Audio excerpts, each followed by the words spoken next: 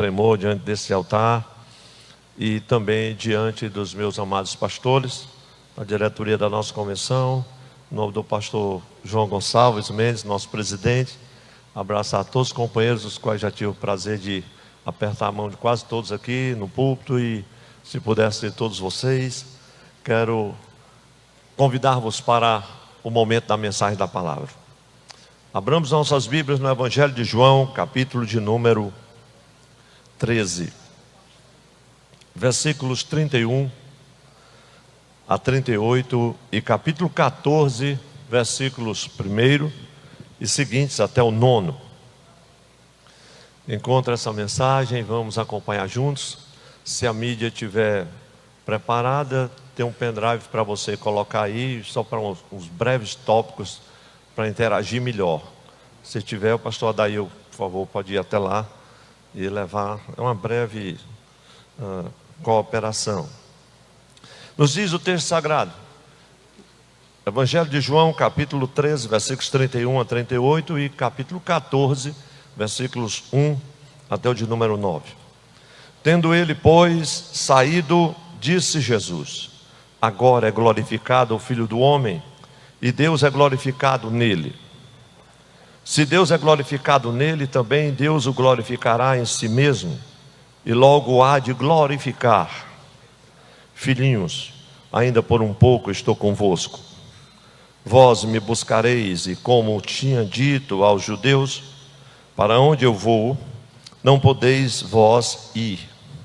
Eu vou-lo digo também agora. Um novo mandamento vos dou, que vos ameis uns aos outros, como eu vos amei a vós, que também vós uns aos outros vos ameis. Nisto todos conhecerão que sois meus discípulos, se vos amardes uns aos outros. Disse-lhe Simão Pedro: Senhor, para onde vais? Jesus lhe respondeu: para onde eu vou, não podes agora seguir-me, mas depois me seguirás. Disse-lhe Pedro: por que não posso seguir-te agora? Por ti darei a minha vida. Respondeu-lhe Jesus: tu darás a tua vida por mim? Na verdade te digo que não cantará o galo enquanto me não tiveres negado 3 vezes. Não se turbe o vosso coração, crede em Deus, crede em mim, pois na casa de meu pai há muitas moradas. Se não fosse assim, eu vou-lhe teria dito: vou preparar-vos, pois vou preparar-vos lugar. E se eu for e vos preparar lugar, virei outra vez e vos levarei para mim mesmo, para que onde eu estiver, estejais vós também. Mesmo vós sabeis para onde vou e conheceis o caminho. Disse-lhe Tomé: Senhor, nós não sabemos para onde vais, e como podemos saber o caminho? Disse-lhe Jesus: eu sou o caminho e a verdade e a vida. Ninguém vem ao Pai senão por mim. Se vós conhecesseis a mim, também conhecerias a meu Pai. Já desde agora o conheceis e o tendes visto. Disse-lhe Filipe: Senhor, mostra-nos o Pai, o que nos basta. Disse-lhe Jesus: estou há tanto tempo convosco e não me tendes conhecido, Filipe. Quem me vê a mim, vê o Pai. E como dizes tu, mostra-nos o Pai. Quem diz amém? Glória a Deus para sempre. Meus amados e queridos irmãos, a nossa temática nesta tarde é os desafios do ministério eclesiástico na pós-modernidade, desenvolvendo o chamado sem embaraço, 2 Timóteo 2:4. Eu fiz essa leitura não descartando a indicada, porque nós vamos entender algo que o Senhor compartilhou no meu coração. Não sei se vai ser possível apresentar algo, mas eu quero fazer só um comentário sucinto sobre o movimento pós-moderno, a pós-modernidade, algo que surgiu em 1939 a 45, ali por volta da Segunda Guerra Mundial. E é um movimento muito extenso que a história da sociologia gasta muito tempo muita reflexão sobre. E esse movimento da pós-modernidade, ele fala de um conjunto de fenômenos sociais, culturais, políticos, artísticos na sociedade industrial. Só fazendo esse breve comentário, que enquanto na modernidade a ênfase era a urbanização e a mecanização, na pós-modernidade tem lugar os fluxos de informação, o tratamento automático dos dados, a informatização. Mas quando a gente olha para o nosso tempo, para o estágio de desenvolvimento tecnológico da ciência em todos os campos, nós olhamos assim para esses conceitos e, meu Deus, parece que já fazem milênios. Nós estamos na era do metaverso, em que os pastores estão se transformando em avatares. E já tem igreja assim, trabalhando. Então os tempos mudaram. Mas o que é realmente importante dizer é que os desafios do ministério pastoral, como nós temos aqui no texto, desenvolver no chamado sem embaraço, os desafios do ministério eclesiástico, e é sobre isso que eu quero falar, sobre os desafios, e é claro, tomar apenas um pequeno tópico, porque são muitos os desafios, mas deixe-me citar alguns, porque irmãos, aqui, os desafios do ministério pastoral são enormes. Se há um tempo desafiador para você dizer, eu sou pastor, eu pastoreio, é esse tempo. Pois nós como pastores, meus amados irmãos, eu pelo menos sinto isso, o pastor ele teme e treme diante de Deus, só em pensar nos desafios do ministério. As qualificações que o ministério lhe impõe para o pastorado. E eu fico pensando, e eu sei que vocês também pensam. Talvez alguns não levem em conta isso, porque telefona para uma agência e consegue uma credencial e um diploma de doutorado, pós-doutorado. E ele coloca e sai apresentando, dando carteirada como se fosse o pastor, de uma credencial que ele recebeu pela internet. Eu fico triste com isso. Mas quantas dificuldades, irmão, nós temos, quantos desafios? Por exemplo, quantas dificuldades na teologia para serem compreendidas? Quantos pontos essenciais da fé que devem ser obrigatoriamente, são necessários que nós os conheçamos? Isso é desafiador. Quantos textos obscuros têm que ser explicados? Quantos deveres precisam ser cumpridos? Tudo isso é desafio, sim ou não, meus irmãos? Quantos pecados devemos evitar? Quantas coisas que até bem pouco tempo nós gostávamos, era o nosso hobby, era uma pescaria, era uma caçada. Tantas coisas que nós abrimos mão, que nós deixamos de lado. Quantos pecados sutis que nós temos que evitar, quantas tentações também igualmente sutis que precisam ser vencidas, quantos problemas opressivos de consciência invadem o nosso coração e nós temos que resolver todo dia esses problemas. Meus irmãos, e eu estava meditando nesta palavra, pensando sobre esses desafios, eu fico a imaginar que classe de pessoas nós devemos ser. Quando vemos a classe de pastores tão depreciada, tão espoliada, tão denegrida, tão desdenhada, tão maltratada, ser pastor hoje é um traste. É ser considerado um pilantra, um propineiro, um corrupto. Mas nós podemos fazer ainda a diferença. A nova geração de pastores pode fazer a diferença. Pode pensar diferente, pode agir diferente, pode viver diferente. Que classe de pessoas nós temos que ser hoje? Pensando no nosso esforço em realizar a obra de Deus. Mas eu creio, meus irmãos, e é esse o ponto que o Senhor me levou, que há um trabalho que que tem que ser realizado. Mas esse trabalho tem que ser realizado, não pode ser realizado por homens imaturos, incompetentes, desqualificados. Eu acredito que não. Essa era a preocupação do apóstolo Paulo. Quem se lembra ali de 2 Coríntios, 1 Coríntios 9, 27?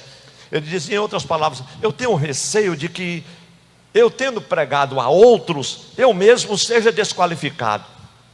Isso é que é desafio. Paulo tinha esse receio no coração. Isso não é só nosso não, meus irmãos, entendam isso. Paulo disse, meu Deus, que receio. Qual era o receio dele? Pregar uma graça que ele não desfrutava, combater pecados dos quais ele ainda não foi liberto. Se eu tenho medo de pregar o que eu não estou vivendo, dizer que eu sou pastor, mas o que é que eu sou mesmo? Como um personagem antigo da televisão, o que é que eu sou? O que é que eu sou? Rei? De quê? Mas isso é coisa muito antiga, talvez só para a minha geração. É como diz o apóstolo Paulo, nesse mesmo, aí lá em 2 Coríntios 2, ele diz assim, na carta da tristeza, ele diz, mas para essas coisas, quem é idôneo? E o que nós vamos ouvir nessa escola bíblica, eu não tenho dúvida, que essa pergunta ela vai estar muito assim em evidência. Para estas coisas, para esse tipo de mensagem, quem é idôneo? Nós, irmãos, temos uma responsabilidade grande, porque nós estamos falando a meninos espirituais, estamos falando a mestres. Muitos daqui que conhecem muito mais de Bíblia do que eu, mas que são servos.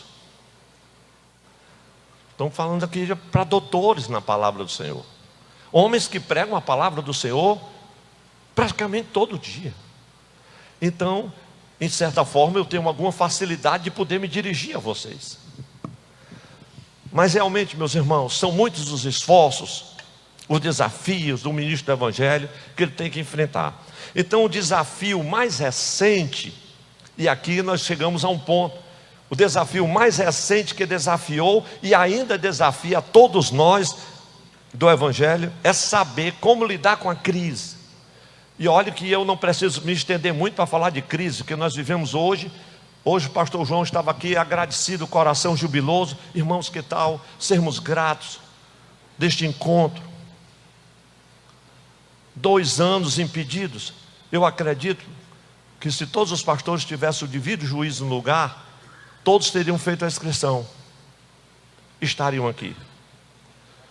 Que momento esse de celebração,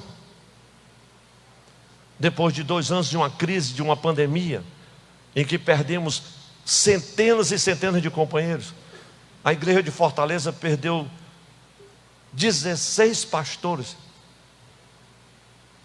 pessoas queridas, inesquecíveis, vão fazer muita falta. Só Fortaleza. Sabe, meus irmãos, como lidar com essas crises? Mas crise é a palavra que está na ordem do dia, sim ou não, irmãos? Está ou não está? Abra a televisão, guerra, rumores de guerra, crise por todo lado, crise política, crise institucional, crise econômica, crise social, sem precedente, meus irmãos. Crise espiritual, há uma crise de integridade nos arraiais da igreja do Senhor. Porém, a crise mais aguda, e é sobre essa que eu quero compartilhar, e que dá o tema essa mensagem, é a crise de direção. Diga assim comigo, crise de direção. Não está passando aqui, mas é a crise de direção. Pastor, onde o senhor tirou isso? Nesse texto que nós lemos. E eu quero caminhar com vocês, pedir que abramos as nossas Bíblias já no Evangelho de João, porque eu penso, meus irmãos, que um dos momentos mais estressantes da nossa vida como pastores é aquele momento que nós temos que tomar decisões, e são decisões cruciais. Decisões cruciais. Decisões que vão impactar a nossa caminhada, a nossa jornada. E quando você sabe que nós erramos em uma decisão, isso é como aquela pedra que a gente joga na água, ela faz ondas, não atinge somente a nós, atinge a esposa, atinge os filhos, atinge a igreja, atinge, enfim, tantas coisas, tantas pessoas. Então são tantas situações que nós vivenciamos, que às vezes nós nos encontramos numa encruzilhada que nós gostaríamos de saber realmente qual a vontade de Deus, para não perdermos a direção. Então há um fator comum, e isso é uma palavra de Deus ao meu coração, há um fator comum a todas as crises. Há um fator comum a todas as crises. É o fator direção. Direção. Direção nesse contexto aqui tem a ver com o destino, tem a ver com o caminho, tem a ver com o alvo, o caminho que deve ser trilhado para você alcançar o alvo. Meus irmãos, e aqui a gente vai pensar um pouco sobre o que a palavra de Deus diz. Quando voltamos um pouco, pensando no plano da redenção, todo o plano da redenção, ele vai dar ênfase a essa crise de direção, porque quando a gente observa desde a queda do homem em diante, a questão toda estava relacionada à direção. Veja Isaías, por exemplo, capítulo 53, versículo 6. Todos andavam desgarrados, noutra tradução diz desviados pelo seu próprio caminho, então, andavam desviados como ovelhas, diz o texto. Cada um se desviava pelo seu próprio caminho. Era como em alguns lugares a gente encontra, era a terra dos juízes, cada um fazia o que queria e não havia rei. Sabe, meus irmãos, mas veja agora Isaías capítulo 40, versículo 3, um rápido retoque nessa breve introdução que já está ficando grande. Isaías profetiza aqui quanto à crise de direção gerada pelo pecado, e nós sabemos muito bem. Aí Isaías diz assim: preparai o caminho do Senhor, endireitai as vossas veredas. E quem não se lembra da grande promessa de restauração que poria fim à crise de direção, e que foi ouvida nas solenes palavras do profeta Jeremias, quando ele diz lá no capítulo 32, versículo 9: dar-lhes-ei um só coração. Crise de direção. E Isaías falando sobre o Messias, capítulo 30, versículo 21, conhecidíssimo de todos nós, ele diz assim: este é o caminho, o Messias, este é o caminho, andai nele. Meus irmãos, nesse sentido é que eu quero compartilhar convosco sobre a crise de direção evidenciada aqui na vida dos discípulos de Jesus. Todo o colegiado apostólico enfrentou a crise de direção. Contudo, ela é muito mais específica na vida de Pedro, Tomé e Filipe, mas todos estavam igualmente afetados por uma crise aguda, eu posso dizer, de direção. Então vamos pensar aqui um pouco sobre isso. A primeira crise, a crise de direção de Pedro. Então você está com a Bíblia aberta, veja os versículos 13, 33 a 38. Eu vou apenas parafrasear, porque já leio no início, e em escola bíblica a gente não pode brincar com o horário. Pastor João não colocou aqui um cronômetro bem grande, mas aonde a gente vai por aí tem um cronômetro, e ele fica contando ao contrário, e quem vai pregar fica olhando para ele. É uma tribulação, mas ele tem autoridade para puxar no paletó. Crise de direção na vida de Pedro. O Senhor estava falando com eles.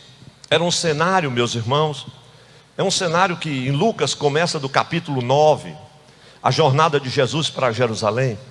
Em João, a partir do capítulo 12, o Senhor começa a compartilhar com eles: olha, para onde eu vou, vocês não vão poder ir agora. O Filho do Homem vai ser glorificado. E aí o Senhor fala sobre sua morte, sobre a sua ressurreição, o seu sacrifício, a sua ascensão. E eles estavam perplexos, era tristeza para todo lado. Aí o Senhor diz assim: olha, para onde eu vou vocês não podem ir agora. E Pedro fica impactado com aquilo. Aí o Senhor diz assim, continuando a conversa: um novo mandamento vos dou, ameis uns aos outros, assim como eu vos amei. E aí vem a marca registrada do cristão, né? João 13, 35. O texto que diz: nisto todos conhecerão que sois meus discípulos, se vos amardes. Essa é a nossa marca. E aí o versículo 33, Pedro toma a palavra e diz assim: Senhor, vem cá, peraí, quero uma conversa com o Senhor. Me diga uma coisa, Senhor. Disse-lhe Simão Pedro: Senhor, para onde vai? Ele já tinha dito que para onde ia não podia dizer, mas tem gente que é assim. Eu quero saber para onde o Senhor vai. Jesus lhe respondeu: para onde eu vou? Aí o Senhor pegou mais maneiro com ele: para onde eu vou, não podes agora seguir-me. Aí o Senhor consola e diz assim: mas depois você irá. Aí Pedro diz assim: Glória a Deus. Porque não posso seguir isso agora. Tem que ser agora. Não sei se os irmãos conhecem esse tipo de pastor. Quando tem que ser agora. Aí Jesus responde. Aí Pedro diz assim: por que não pode ser agora? Não quero nem saber para onde o senhor vai. Eu estou disposto a dar minha própria vida. Aí Jesus olhou assim mais devagar para ele e disse: tu dará a tua vida por mim, Pedro? Aí o Senhor olhou mais uma vez. Eu fico vendo a cena. Na verdade, eu vou dizer uma coisa a você, Pedro. O galo não vai nem cantar. Você já me negou 3 vezes. Isso chama-se crise de direção. E agora, para onde é que eu vou? Qual a direção? Por que é que eu não posso ir? Sim, mas eu vou. Eu estou disposto a qualquer coisa. Sim, mas para onde? Os irmãos compreendem que há uma crise de direção? Agora veja a crise de direção na vida de Tomé. Rapidamente, qual era a crise de direção de Tomé? Aí nós já estamos no capítulo 14. O Senhor fala sobre isso e ele começa a consolar, porque era uma tristeza, o coração estava perturbado. Ele disse: não se turbe o vosso coração, nem se atemorize. Aí no versículo 4, o Senhor vai falando. Todos os irmãos sabem João, né? 14, 1 até o 9, decorado. Não se turbe o vosso coração, crede em Deus, crede também em mim, né? Na casa de meu pai há muitas moradas. Se não fosse assim, não teria dito. Vou preparar o lugar, e quando eu for vos preparar, voltarei para vós mesmos. Reticência. Aí chega no versículo 4 e diz assim. Aí o Senhor diz assim: olha o que é que Jesus está dizendo. Pedro, você está em crise. Pedro, você está em crise. Deixa eu lhe ajudar. Mesmo vós sabeis. Jesus não diz só para Pedro, está dizendo para todo mundo. Mesmo vós sabeis para onde eu vou e conheceis o caminho. Aí entra Tomé em cena. Olha só o que é que Tomé apronta. Disse-lhe Tomé: Senhor, eu quero só dizer um particular ao Senhor. Eu não prometi nada. Nós não sabemos. Ele não falou para ele: eu não sei. Ele disse assim: nós não sabemos para onde vais. Como é que vamos saber o caminho? Esse é um problema de crise de direção aguda. Nem sabe para onde vai, nem tampouco o caminho. Porque tem gente que está indo e nem conhece o caminho e nem sabe porque está indo. Tem uns que dizem assim: eu nem sei porque que eu sou pastor. Me pergunte por que eu estou aqui. Não sei para quê. Não, pastor, me jogaram aí me convidaram, me chamaram, né? Me meteram aí no meio, me deram uma carteirinha. Meu irmão, pois entregue, pelo amor de Deus, vai cuidar de outra coisa. Isso é um perigo. Você está perdido e não sabe. Oh, meus irmãos. Aí o Senhor disse: Tomé, disse-lhe Jesus: Tomé, tu nem sabe o caminho?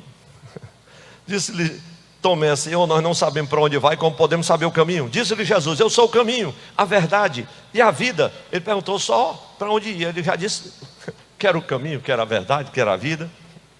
Ninguém vem ao Pai senão por mim.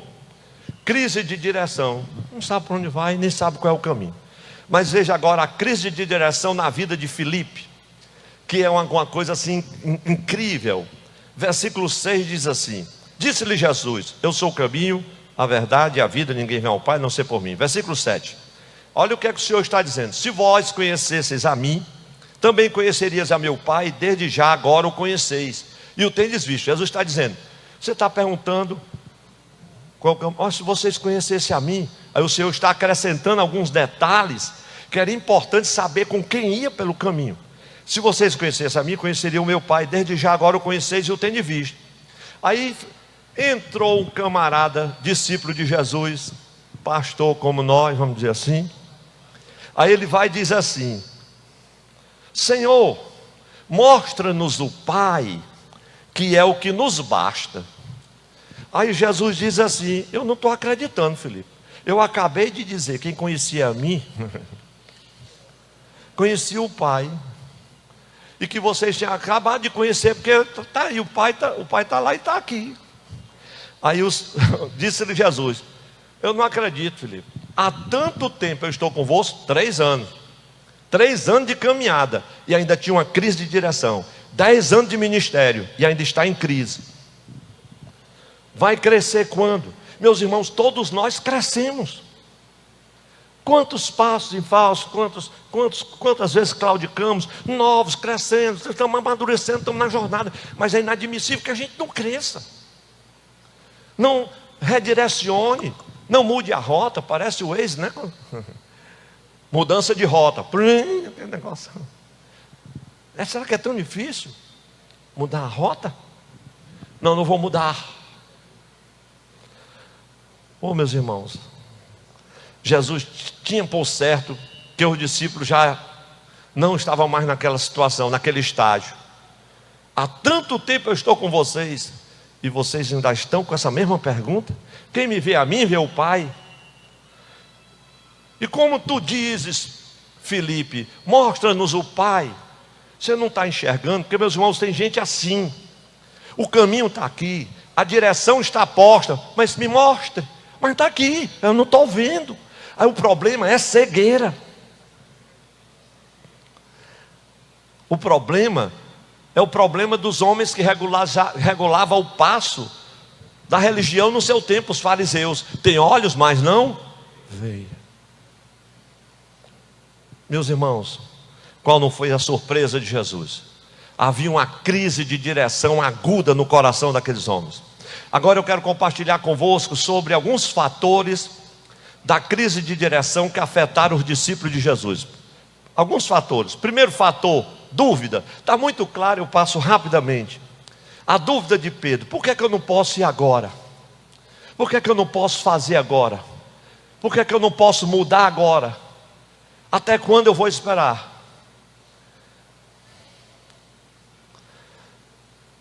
Dúvida é a mesma questão de Tomé. Para onde? Senhor, nós não sabemos para onde vai, não sabemos o caminho. Ele estava em dúvida.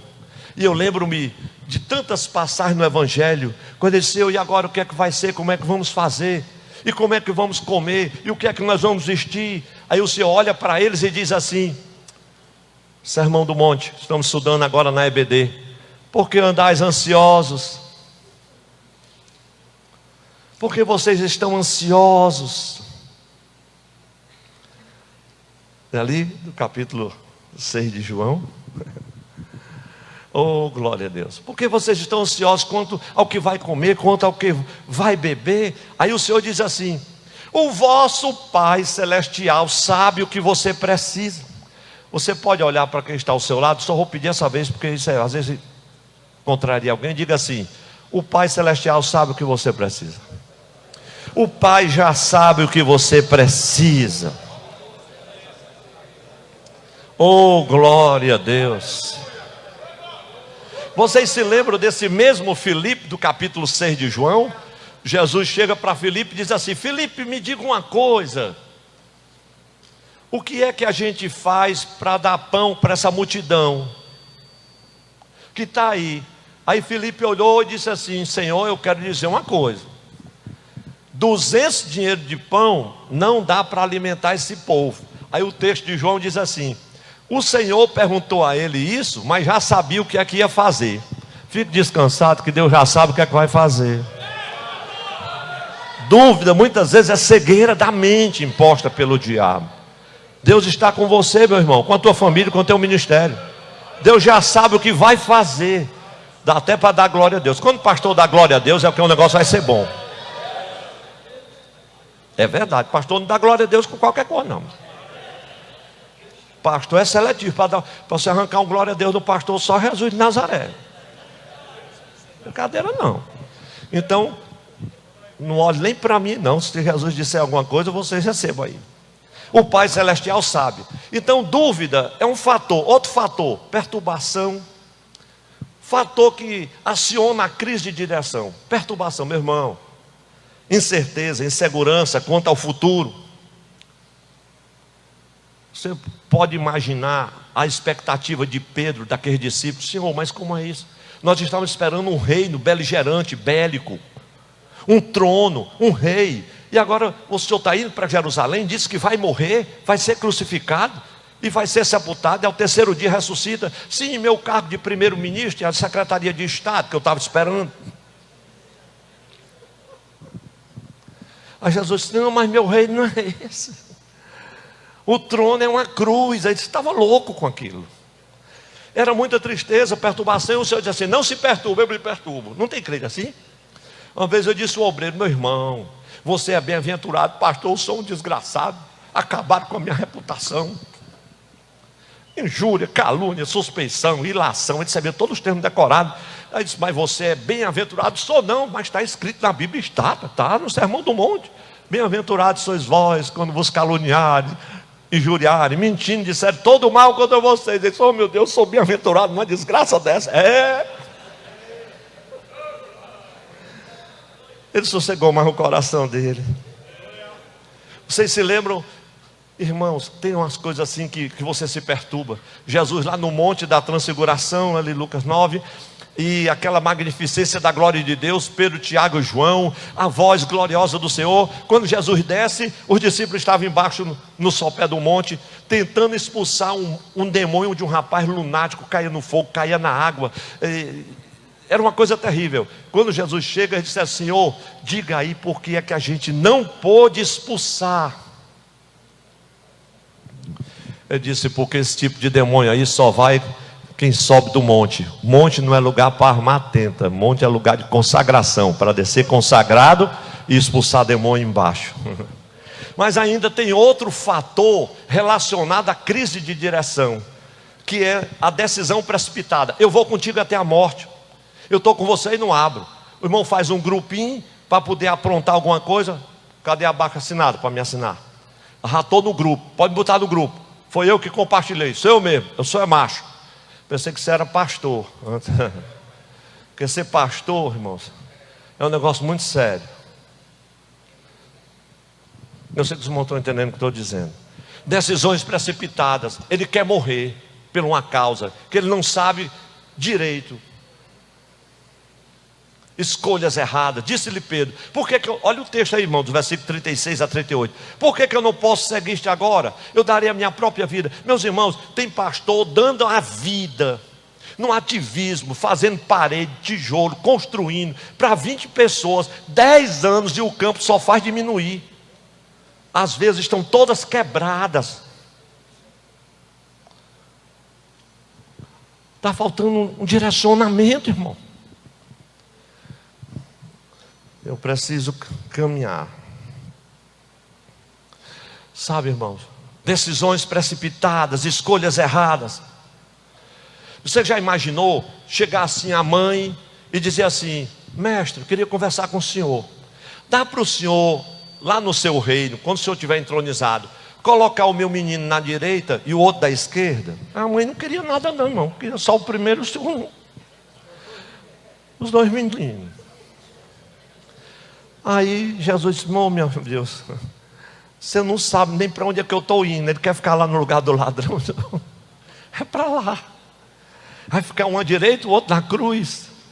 E os outros discípulos ficaram chateados e foram tomar satisfação com a mãe e com os dois. Não sabia que era para morrer na cruz.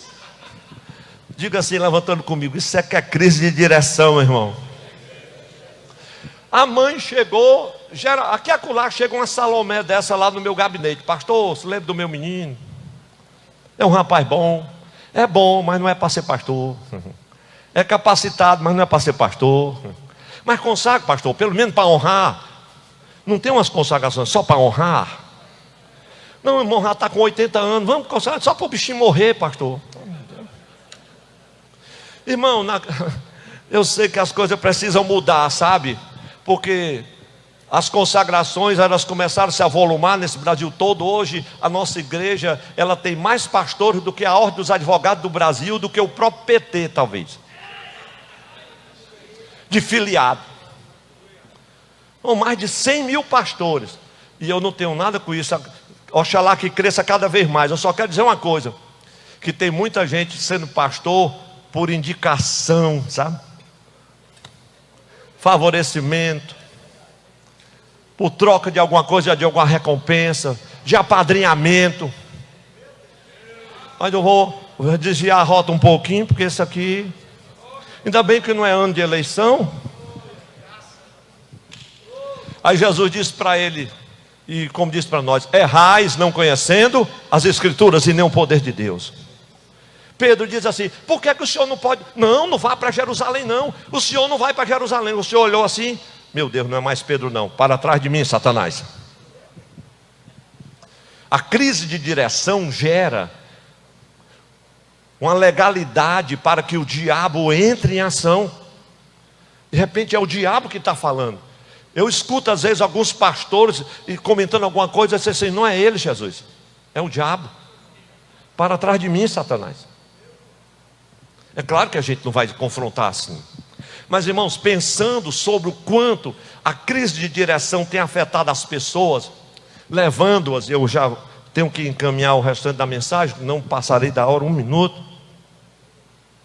Porque a crise de direção vai encaminhando as pessoas para outras crises: ansiedade, depressão, angústia, fracasso, sentimento de insuficiência invade o coração. Outros são escravos da tristeza, da depressão profunda. E o pior, alguns estão morrendo, literalmente morrendo, infartando, morrendo, pastores se suicidando, filhos de pastores se suicidando por esse Brasil afora. Isso é crise de direção. Que caminho é esse que nós estamos seguindo? Que missão é essa que Deus nos deu, que nos mata, que me leva a colocar uma corda no pescoço? Isso é loucura, meus irmãos. Eu queria que vocês refletissem sobre isso. Eu estou impactado com esse tipo de palavra que Deus me deu de ontem para hoje. E aqui tem algo que eu quero compartilhar convosco, que Deus coloca à nossa disposição métodos que nos ajudarão a tomar decisões acertadas, para que tenhamos cuidado e não venhamos a enveredar ou nos perdermos em meio a uma crise de direção. Eu já passei por muitos caminhos e muitas estradas, e a jornada é longa, mas eu louvo a Deus porque nos momentos cruciais Deus me acudiu e não me deixou perder a direção. Talvez seja a oração da minha querida, saudosa mãe, a irmã Ritinha. E hoje eu oro, e alguns companheiros, discípulos, já estão orando comigo. Aqui e lá eu escuto um orando, porque ele me viu orar. E a minha mãe sempre orava e dizia assim: Senhor, dá-me direção santa e sábia. Eu aprendi desde adolescente. Aí eu fico pedindo: Senhor, me dê uma direção santa e sábia para esse negócio. Quero apresentar 3 fatores. E isso, meus irmãos, tem me tocado muito. 3 fatores que o Senhor compartilhou ao meu coração para vencermos uma crise de direção. Primeiro fator, diga assim comigo: permanência. Vamos dizer mais forte: permanência é igual a relacionamento.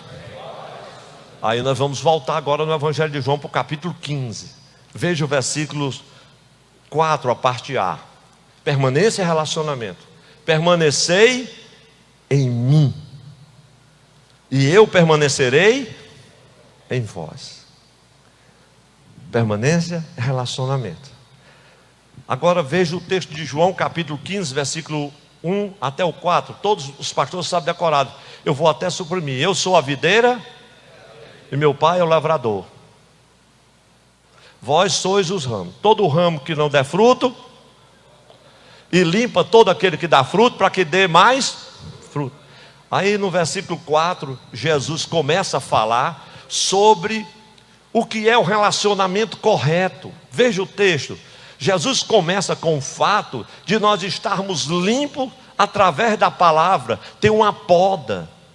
Por isso, meus irmãos, que numa escola bíblica de obreiros, o nosso querido saudoso, faz muita falta na escola bíblica no Brasil, o pastor José Antônio dos Santos, pastor Zeneco, ele dizia assim, pastor Antônio dizia muitas vezes no plenário: o obreiro tem que ir à escola bíblica, ele não pode faltar sessão nenhuma, é um sacrifício, é lá onde ele amola os ferros, onde ele amola a espada, de uma mensagem ele faz 10, é lá que ele se edifica.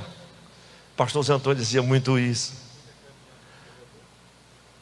Mas vós, olha só como é que começa a questão da permanência. Começa com a poda, começa com a purificação, para nós estarmos apropriadamente ligados à videira. Eu sou a videira, vocês são os ramos. E aí ele diz no versículo 5, escute meus irmãos: quem permanece em mim e eu nele. Isso fala de comunhão, gente. Esse dá muito fruto, porque sem mim nada podeis fazer. Aí você pergunta: pastor, me diga uma coisa, já que nós estamos na escola bíblica, me responda, como é que eu faço para permanecer em Jesus? Aí João responde, aqui no capítulo 15, versículo 10, olha o que é que ele diz: se guardardes os meus mandamentos, permanecereis no meu amor. Então essa permanência, ela é um processo do relacionamento, flui a frutificação da minha ligação com a videira. A mesma essência que está na raiz de Jessé, está nos ramos, mas eu estou ligado, eu estou apropriadamente poldado para frutificar. Tem hora que a polda é dolorosa, que dói, tem que cortar algumas coisas, que vai do orgulho, o egoísmo, o exibicionismo, a prepotência, a arrogância, tem coisa para cortar. E meus irmãos, sabe de uma coisa? A nossa vida, ela flui de relacionamento correto, de conexões corretas, de princípios corretos. Quem concorda diz amém. Isso aqui, meus irmãos, relacionamentos assim com Deus é que produz frutos. Que produz a frutificação aqui é a permanência em Jesus. Glória a Deus. E a permanência em Jesus implica em relacionamento correto com Deus. E relacionamento correto com Deus implica em autoridade espiritual. E autoridade espiritual implica em você vencer os conflitos, vencer a crise. Irmãos, nesse ponto, como eu queria pregar sobre isso. Está no capítulo, nesse texto, o primeiro pilar, eu digo assim, da unidade, que Jesus vai orar por ela lá no capítulo 17, que é baseado na permanência. Veja que 17, 23, eu neles e tu. Os irmãos podem repetir comigo: eu neles, eu nem ouvi, eu neles e tu em mim, para que sejam perfeitos em unidade. São 7 pilares, estão lá no capítulo 17 de João. Descubra lá: permanecer no amor, santificação na verdade, coisa maravilhosa. Vamos ao segundo fator, porque a hora já está estrangulando. Segundo fator que o Senhor trouxe ao meu coração como um instrumento útil, maravilhoso, para vencermos a crise de direção.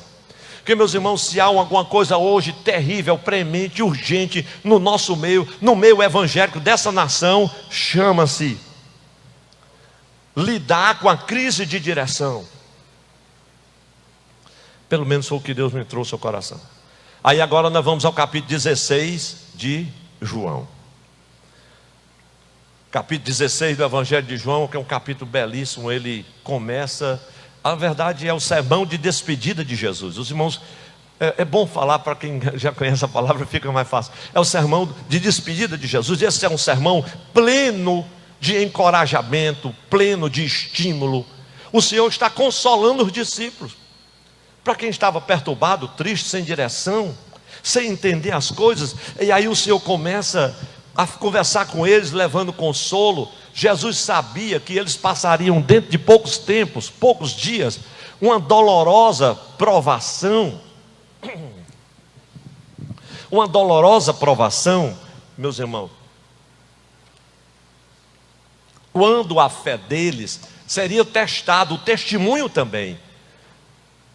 E ali, naquele cenário de crise que estava estabelecido no coração deles, um cenário muito grande de tristeza, coração perturbado, turbado, incerteza, desesperança, frustração. Eu poderia me demorar aqui e falar desse cenário que muitas vezes ele nos cerca, nos envolve. Como diz Joel, são nuvens densas, densas nuvens.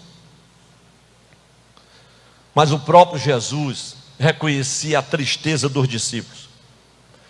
Veja como ele reconhecia. Deixa eu citar só 2 versículos, o 6 e o 22. Evangelho de João, capítulo 16. Antes porque isso vos tenho dito. Quando ele diz assim, antes porque isso vos tenho dito, você tem que acompanhar do capítulo 12 até aí. O vosso coração se encheu de tristeza. Veja agora o versículo 22. Assim também vós agora, na verdade, tendes tristeza. Veja que texto lindo. Assim também vós agora, na verdade, tendes tristeza. Vocês acham que Jesus não sabe quando você está triste? Eu olho para todos vocês aqui, eu não tenho ideia do que tem no coração de vocês. A Bíblia diz que o coração alegra, formoseia o rosto. Mas eu quero te dizer uma coisa: numa assembleia como essa, eu não preciso dar 2 pulos, falar 4 línguas estranhas e dizer: o Senhor está me revelando aqui que o irmão está com uma profunda tristeza. Para quê? Se eu já sei que alguém aqui deve estar triste. Porque numa assembleia do tamanho como essa, alguém provavelmente tenha motivo para estar triste, ou estar abatido, ou preocupado, ou abalado. Mas deixa eu dizer uma coisa: o Deus que nós servimos, Ele conhece a nossa tristeza, o profundo do nosso coração, os motivos secretos e profundos pelos quais nós padecemos, sentimos, estamos passando nessa crise. Ele conhece, e Ele não espera nem que a gente entenda porque nós estamos passando. Ele só espera uma coisa: que nós confiemos nele. Ele disse: vocês têm de tristeza. Mas aí você observa no versículo 22, eu vos tornarei a ver. Aí Jesus apresenta só nesse versículo 3 soluções para resolver a tristeza. Primeira solução da ressurreição: eu vou ver vocês de novo, eu vos verei. Olha o que ele diz, o texto: eu vos tornarei a ver. Glória a Deus. E o vosso coração se encherá de alegria, e ninguém vô-la tirará. No outro texto diz: a alegria não vai ter fim. Glória a Deus. Quem se alegra por isso, meus irmãos? Uma alegria infinita, uma promessa de alegria, a ressurreição, que agora estava com o prelúdio na vida de Jesus e também se apresentava para nós. Então, nesse cenário de crise aqui, que Jesus apresenta um guia para dar a direção correta. Quantos querem ser guiados pelo Senhor para ter uma direção sempre correta? Vou apresentar a vocês esse guia agora. Versículo 13 do capítulo 16. Mas quando vier... aleluia, aquele Espírito da verdade, Ele vos guiará em toda, porque não falará de si mesmo, mas dirá tudo que tiver ouvido e vos anunciará o que há de vir. Levante a mão com alegria e dê boas-vindas ao Espírito Santo com glória a Deus mais alto que você puder dar.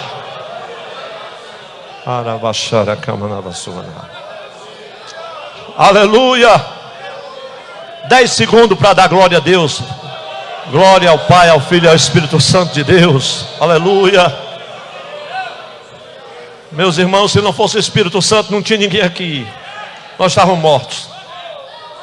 Sem o Espírito Santo estamos vazios. Somos inócuos, apagados, tristes, atribulados. O púlpito não tem vida, não tem valor. Nossas relações são fragilizadas, muitas delas somente pela aparência, pela falsidade, a hipocrisia. Precisamos do Espírito Santo novamente. Vamos dar boas-vindas ao Espírito Santo. Ele conduz os crentes, diz a Bíblia, em toda a verdade. Tem muita mentira por aí. E o pior, em nome do Espírito Santo. Ele é o agente do processo de santificação nas nossas vidas, meus irmãos.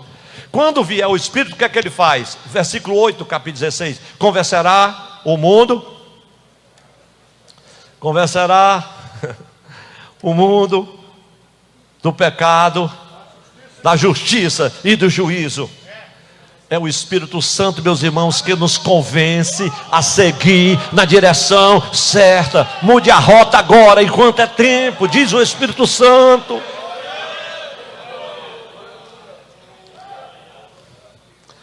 Eu, antes de vir para cá, eu disse: Senhor, Espírito Santo, não permita que eu fale nada que não seja para falar. Apague tudo que não é para falar e fale só o que é para dizer. Não quero chocar ninguém. Agora, Espírito Santo, o que tu quiser dizer, permita que eu diga mesmo. Satanás, irmãos, ele quer que a gente seja convencido de que algo parecido com o Espírito é bom, mas quando as pessoas embarcam nessa canoa, a derrota é certa. O Espírito Santo quer nos convencer das nossas fragilidades, do nosso pecado, que estamos numa direção equivocada. O Espírito Santo fala à nossa consciência, ao nosso íntimo. Ele fala, meus irmãos. Aí eu estava pensando sobre isso, como crentes hoje em Cristo Jesus, podemos tomar isso, nos apropriar dessas promessas, promessas como aquela que Paulo dizia em Efésios 5,18: não vos embriagueis com, mas enchei-vos Espírito. E todos os irmãos sabem que o que é ser cheio do Espírito, e os frutos do amor que flui no Espírito, de bondade, de domínio próprio, de paciência, de equanimidade, de fé. Oh, meus amados, Às vezes nós levamos vidas cristãs, ministeriais mesquinhas, medíocres. Eu digo medíocre, meus irmãos, que um pastor ficar até 2, 3 horas da manhã conversando miolo de pote, áudio vai, áudio vem, zap vai, zop vem. Aqui acolá erra o destino, dá uma confusão maior do mundo. Eu creio que esse tipo de pastor tem que experimentar, meus irmãos, na prática, essas palavras do Salvador. Essa igreja, eu estou dizendo essa igreja porque nós somos igreja. Estou falando de convenção, estou falando de igreja. Convenção é uma extensão para organização. Estou falando de igreja e nós somos igreja. Sabe como é que a igreja nasceu? Naquela época o Espírito Santo dizia as coisas. Hoje ele não diz mais nada. Ou está dizendo pouco. Lá em Antioquia 13, quem não se lembra quando a missão da igreja começa? Quem é que estava orando e jejuando? Eram os doutores, os mestres. Era Manaém, era Lúcio de Cirene, era Barnabé, era Paulo, era... Meu Deus! E esse povo orando e jejuando. Aí nesse clima, quem foi que falou? Foi Paulo? Quem foi que falou? Aí diz a Bíblia: e disse o Espírito Santo, é Paulo e Barnabé, saudações, amém, glória a Deus.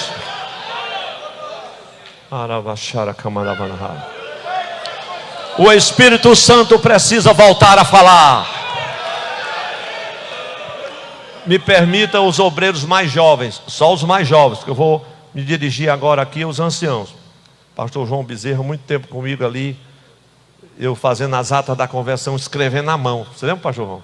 E ele na secretária adjunto. Aí o pastor Alex com aquele computador ligeiro, pastor Marivaldo, não tem nada disso não, meu irmão. Que cola uma coisa que já... Não, é tudo na mão. Sabe como eram as convenções, pastor João? O senhor também não escapa não, viu? Pastor Aliaquim, Zé de Oliveira. Pastor Emiliano, faltava um mês, 2 da convenção, o que é que ele dizia? Dava um decreto de Fortaleza. Esse próximo mês todo é de oração. Não era assim, pastor de Paulo? Aí é da casa do homem. Esse mês todinho a igreja está em oração, porque nós vamos esperar que o Espírito Santo diga quem vai ser consagrado. O Espírito Santo dizia: hoje a gente não está perguntando muita coisa, quando cuida está consagrando adúltero, desmantelado, gente processado, desviado, nem crente é. Gente que a gente só conhece quando chega no altar, apadrinhado, que chegou de última hora, é ele, bota a carteira. E tem uns que não precisa nem ninguém botar, ele mesmo chega e bota o nome. Depois de alguns meses, a bomba estoura na diretoria convencional para resolver problema de dia e de noite. Eu duvido que um obreiro que o Espírito Santo tenha dito é esse, arranje esse tipo de problema. Glória a Deus pelos glórias a Deus de vocês, meus irmãos. Eu vou concluir a mensagem, ainda tem 10 minutos, falando sobre o terceiro fator.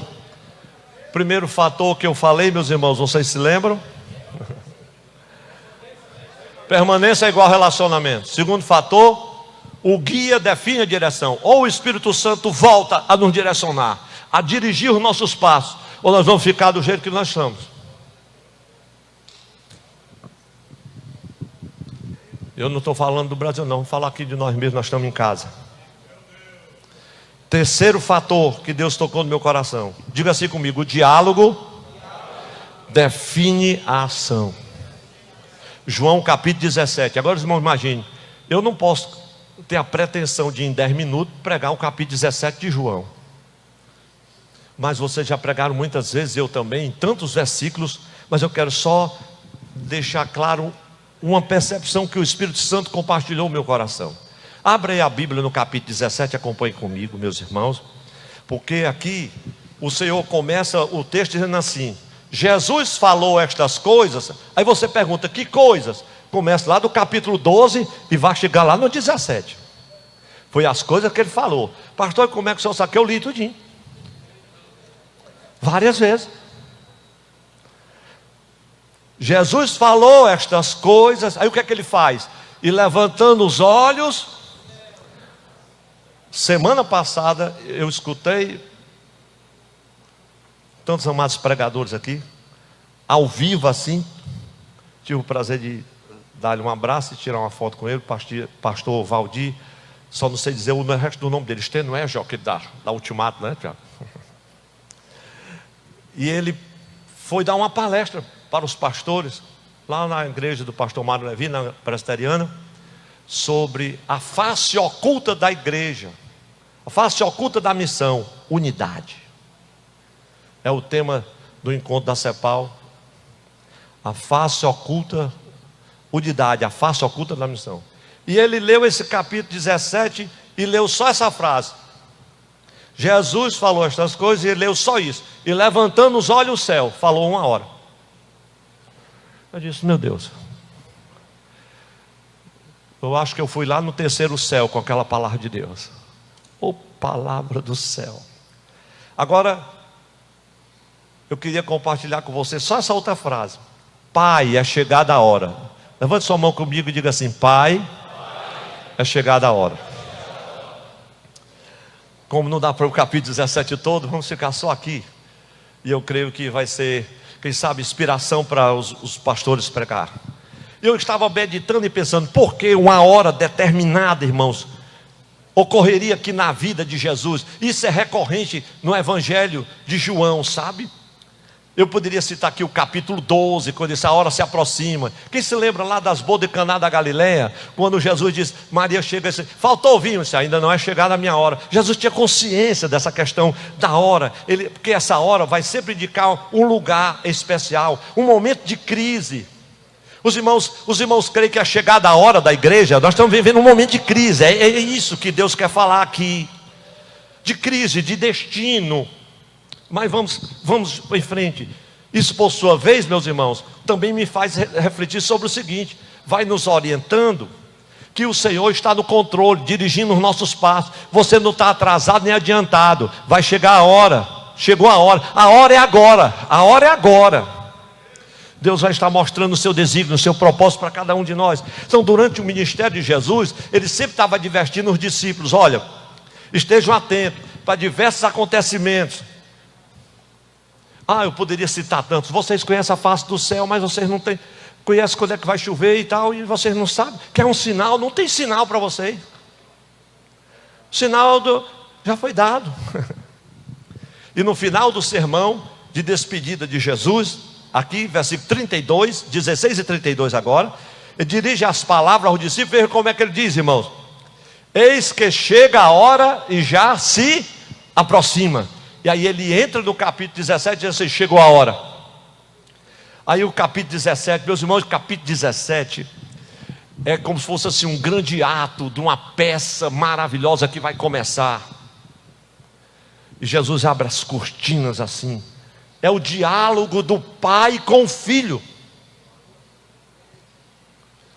Você já imaginou? Por isso que eu coloquei o diálogo que vai definir a ação, a nossa missão.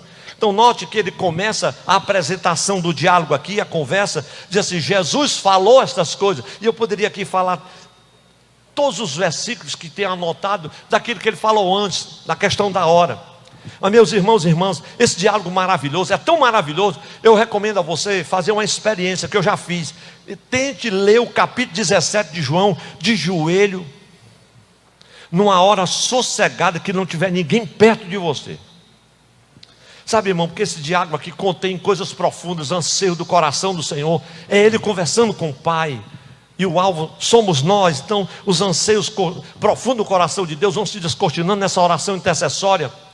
E o Senhor trouxe ao meu coração uma mensagem que é só nesse texto, mas que hoje eu não prego, que vai falar sobre o mistério, que vai falar sobre a missão, que vai falar sobre a santificação da verdade, a unidade perfeita.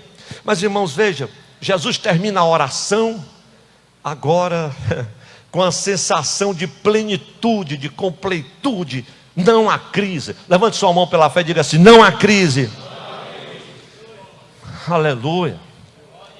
Era essa a sensação, aquele diálogo com Deus, aquele encontro com Deus, a questão de toda a unidade. Oh, meus irmãos, agora, como só tem 3 minutos, eu vou ser fiel, eu vou pelo menos citar, oxalá eu pudesse comentar 13 declarações, são mais, mas eu anotei pelo menos 13, em João 17, que aponta que é chegada a hora. É chegada a hora da nossa glorificação. Jesus, é chegada a hora do Filho do Homem ser glorificado. A glorificação estava relacionada à cruz. Meus irmãos, tem pastor que quer ser pastor, porque quer título, quer status, quer proeminência. Um dia um me chamou para mim e disse assim: pastor, quando é que o senhor vai entrar no clube da Hilux? É isso que quer ser pastor? É para participar de um clube? É para enricar? Depois de 42 anos no campo pastoral, foi que eu consegui comprar minha casa e financiar. Glória a Deus por isso. Não vou censurar ninguém que em cada canto que foi fez 3, 4 casas e hoje é um empresário. Não. Deus lhe abençoe, mas não me desampare. Dizia um irmão. Mas tem mais, é chegada a hora. É chegada a hora. Eu falei de João 17:1. João 1:3 diz assim, 17:3. É chegada a hora de nós conhecermos a Deus. E quem não se lembra de Paulo, Filipenses 3:10, deixei tudo, reputei tudo como esterco, como refúgio, para o conhecer e a virtude da sua ressurreição. Meus irmãos, João 17:4, é chegada a hora. Jesus diz assim: está consumado. Meu irmão, está consumado. Ou você é pastor ou não é, ou você é crente ou não é, ou você é pastor de igreja, ou você é outra coisa qualquer. Mas você tem que dizer: está consumado. Da cruz eu não desço.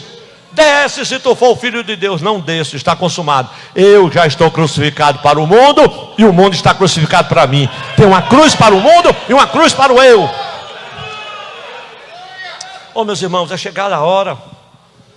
12:27 diz assim: agora minha alma está perturbada, que direi? Salva-me desta hora. Mas espera, esta hora foi que eu vim. Tem tanto pastor querendo ser salvo dessa hora, tem tanta igreja querendo ser salva dessa hora. A igreja evangélica brasileira está querendo ser salva dessa hora, está querendo fazer compromissos com chavos, alianças que não deveriam fazer, porque ela está com medo dessa hora, está com medo do comunismo, está com medo do PT, está com medo não sei o quê, está com medo que os valores vão se acabar, com medo de tanta coisa. Está com medo de quê, meu irmão? É para a cruz que nós vamos. E tu acha que é só a cruz? Isso desemboca na ressurreição, meus irmãos. A ressurreição tem poder. Se não fosse por ela, eu não estava pregando aqui hoje. Eu queria dizer algumas coisas, mas não é próprio agora. Eu disse que não ia comentar, já estou comentando, a hora já terminou. Jesus disse assim: para isso foi que eu vim. O que é que você veio fazer?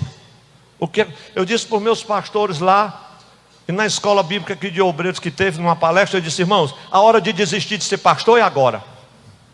Aproveite. Oh, meus irmãos, é chegada a hora de manifestarmos a glória de Deus, versículo 6. É chegada a hora de proclamarmos a palavra que recebemos do Senhor, versículo 8, 17, só do capítulo 17. É chegada a hora de guardarmos o rebanho do Senhor. Tem pastor que não está guardando mais nem a vida dele, nem o coração dele, nem a palavra, quanto mais o rebanho. O cara viaja, desaparece, deixa um filme passando para a igreja, chega contando lorota, conversa fiada. Meu irmão, se enxerga, pelo amor de Deus, guarda o rebanho do Senhor.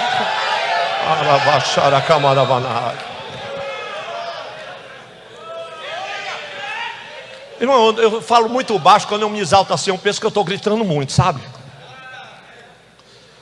17:12 está aí dizendo que chegou a hora de guardar o rebanho. Irmãos, e no capítulo 17, 14 a 16, Jesus diz assim: não peço que eu os tire do mundo, mas que os livre do mal. Não são do mundo, como eu do mundo não sou. Aí Jesus disse assim para mim: é chegada a hora de nós estarmos no mundo sem deixarmos nos mundanizar.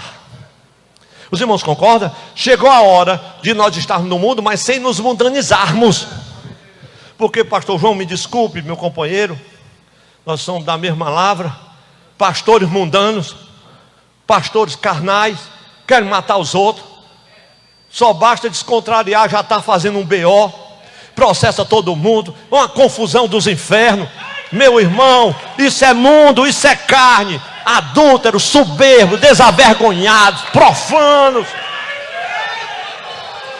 Vamos chamar o Espírito Santo de Deus para dar um jeito nisso. Oh, glória a Deus.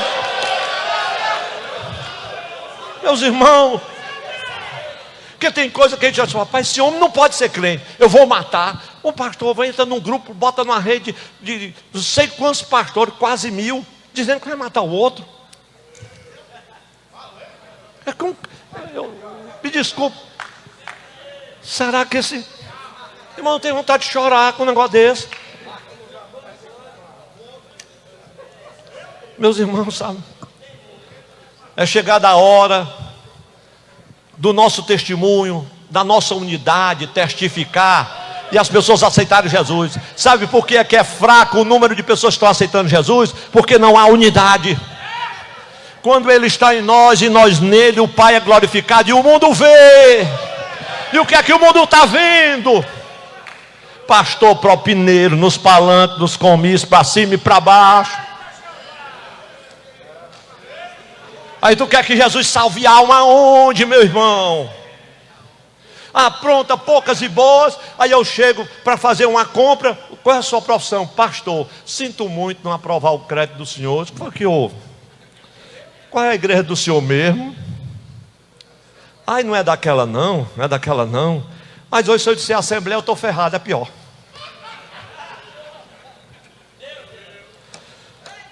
Levante a mão assim comigo e assim, é chegada a hora de levarmos a sério a prática da oração intercessória. Veja o versículo 20: eu não rogo somente por esses, mas por aqueles que hão de crer em mim. Meus irmãos, é hora de pastor orar, agonizar em oração. Pastor que não vai mais a circo de oração. E o senhor vai, pastor? Vou, porque senão eu não posso pregar. Não quer saber mais do que a oração de madrugada, não ora com a igreja. Meus irmãos, é chegada a hora de vivermos em unidade. Diga amém por isso. Sem unidade a igreja não sobrevive. É chegada a hora do mundo conhecer a Jesus simplesmente olhando para a nossa unidade. Sabe por que muitos obreiros estão aqui? Porque não estão em unidade. Estão feridos, estão magoados, estão atribulados, estão abatidos. Mas quem veio, mesmo atribulado, abatido e ferido, vai sair renovado, encorajado. Aí vem João 17, 23, chegou a hora de manifestarmos o amor do Senhor no mundo. Temos dificuldade de amar como Jesus amou, sabe por quê, meus irmãos? E eu creio, meus amados, sabe de uma coisa? Eu passei, pastor João, mais 5 minutos que eu vou perdoar meu pecado, porque eu acredito que essa mensagem é relevante para esse tempo de crise, sabe? Eu creio que as nossas discórdias, pastor, aqui não tem discórdia, pare de conversa ficada. Vamos enrolar quem, meus irmãos? Nós vamos nos enganar nós mesmos? Lá em 1 Coríntios 3,18 diz que o pior tipo de engano é o autoludíbrio. Engana-se a si mesmo. Nós não vamos enganar a si mesmo. Tem discórdia? Tem. Tem confusão? Tem. E não é pouca não. O pastor João já perdeu o resto dos cabelos, quase tudo, está caindo, está branco. Envelheceu uns 10 anos nesses dias. E não pensa que é brincadeira não. Não é só ele não. Discórdias. E as nossas discórdias não são causadas por causa da nossa teologia não, sabe, meus irmãos? É pela falta de relacionamento correto com Deus. Nós discordamos facilmente um dos outros, sabe por quê? Porque amamos superficialmente. A unidade é essencial para que o corpo de Cristo, irmão, seja a expressão viva do amor do Senhor. Tem um escritor querido que eu li no final do ano passado e recomendo, Francis Chan. Ele diz assim: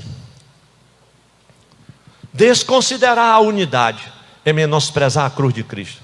Se você puder ler um livro chamado Até que Cheguemos, Até que Todos Sejam Um, é uma pérola.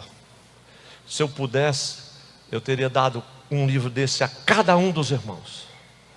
Até que todos sejam um. A igreja, meus irmãos, a igreja deve contrariar essa era racionalista com as ações do reino de Deus e não apenas com palavras. Quando nós vivemos em unidade, nosso coração está alinhado com o coração de Deus e, portanto, não há espaço para divisão, para briga, para inveja, para discórdia, para ciúme, para mentira, para raiva, para ambição, gente querendo matar o outro, dissensão. Só há lugar para paz e harmonia. Estamos juntos e é junto de verdade. Vamos ficar em pé e fazer uma oração, meus irmãos. Quem pode dar um glória a Deus por esta palavra? Com a vênia do presidente, ainda vou orar depois de atrasado. Todos os meus pastores, levante a mão. Meus irmãos, veja como a mão é pesada. Eu estava com vontade de fazer agora com vocês tudinho que uma vez eu fiz lá na igreja de Iguatu, mas não vou fazer. Mas no dia que Deus direcionar, vocês façam. Meus irmãos, agora nós vamos fazer essa oração de joelho. Porque eu acho que teria que ter uma sessão plenária em cada assembleia ordinária, cada EBO por esse Brasil. Uma plenária só para lamentar e chorar. Como diz Joel 2. Porque o cenário de crise que nós vivemos é tão caótico que é hora de chorar e lamentar e pedir a misericórdia de Deus. Pai, muito obrigado, Senhor. Sabemos que és Tu que és o caminho, que aponta o caminho. Abaixa esses montes, a terra, estes vales. Oh, deixamos para trás todo embaraço, tudo que para trás fica, e vamos para o alvo, que é Jesus. Abençoa a nossa convenção, abençoa, Senhor, o preletor, que logo mais estará aqui no púlpito, toda essa escola bíblica, os trabalhos convencionais, que tudo sejam ajustados, que todas as coisas sejam resolvidas, dá santa e sábia direção à mesa diretora. Abençoa a nossa pastoral em todo esse estado, na capital, região metropolitana. Pai, toma a Tua direção. Nós combatemos toda a resistência do inferno, de Satanás, contra a Tua obra, em nome de Jesus. Todo direito legal assumido, que seja agora neutralizado no nome de Jesus, e que a Tua obra no nosso estado continue, Senhor, florescendo para a glória do Teu nome. Ó Espírito Santo, nos ajude nessa jornada. Pai, a minha oração em nome de Jesus, todos que recebem esta palavra com alegria, abraça quem está ao seu lado e diga assim: o Senhor é contigo, não temas.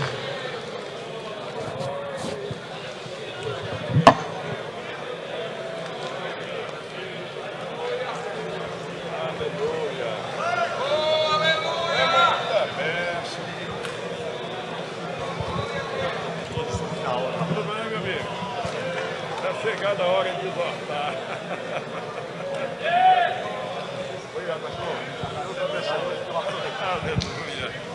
Louvado seja Deus. Amados, nossa gratidão a Deus pelo que temos ouvido e recebido da parte do Senhor por intermédio de seu servo.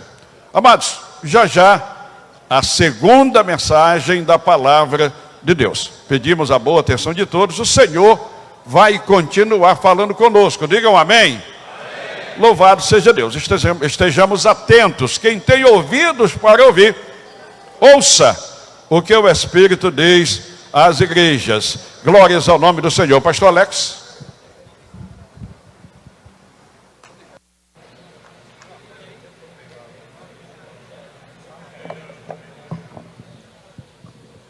Meus amados, a paz do Senhor para todos. Jobson Nascimento está aqui.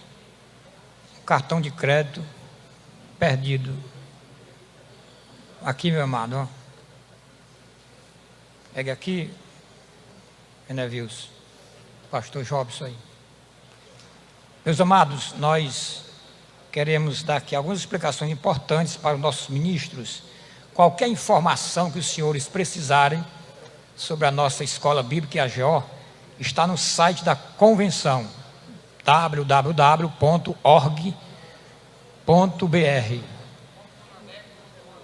www.conadec.org.br.